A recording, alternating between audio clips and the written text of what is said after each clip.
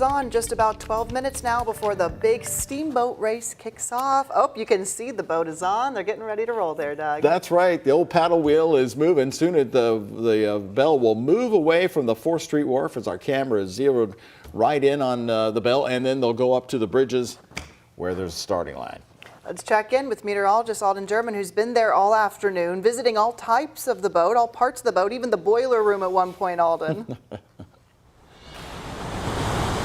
It was really, really cool just seeing how the bell operates, seeing all of the mixed match parts, literally the mixed match parts from old steamboats long gone, the ghost of steamboats past, you could say, parts of the bell that are older than the bell itself, and they're getting ready now. And let me just say that people down here have just been having fun. And I think that's really important, especially after the last couple of weeks that Louisville has been through. Everybody down here has been in happy, good spirits, and that's just really good to see, and it's contagious, and the weather certainly helps too. We're still in the 60s right now as we look at your forecast, but by the time the race is done, I think we'll be cooling off into the 50s across the area.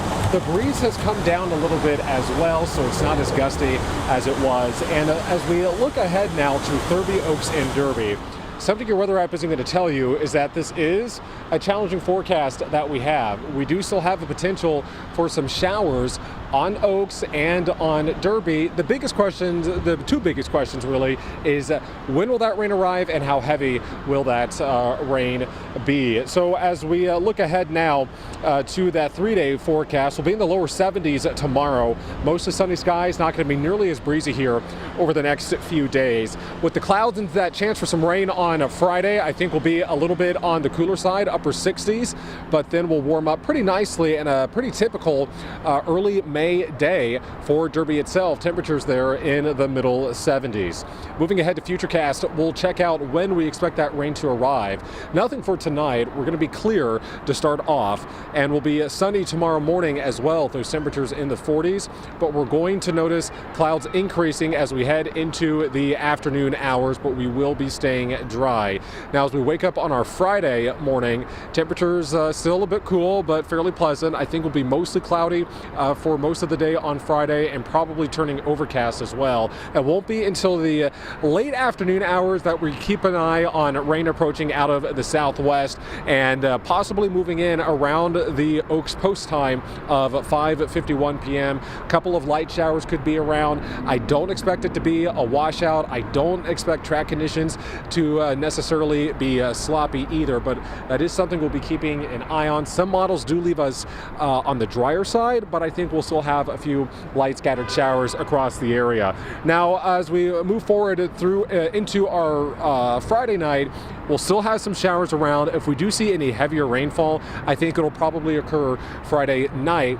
But some of the latest model runs that we've been looking at do have some of the heavier rain moving in on Saturday morning. So Thurby morning, before the gates open, we might have a little bit of rain around. That might make track conditions slightly on the wet or muddy side. It's really going to depend on the track of that storm and how heavily that rain falls. But the good news is that we do believe most of the day will be mostly dry, and especially into the afternoon hours. We'll have an east breeze around 15 miles per hour though, so that'll help to stir up the air a little bit out there too with those temperatures in the middle 70s. Hometown forecast again for tomorrow for our Thurby of 2023. Going to be a very nice day for us, mostly sunny conditions, winds not nearly as strong. And checking out that 7-day forecast, we'll see 80s in our future for next week. Forecast turns a bit more active for next week. It's also going to be a bit more challenging next week. We have almost daily chances to see a few showers or some thunderstorms as we start to enter into that time of year where you have kind of just that daily chance for some popcorn thunderstorms. Back out here at the Belle of Louisville now on the 4th Street Wharf, they're getting ready to push off.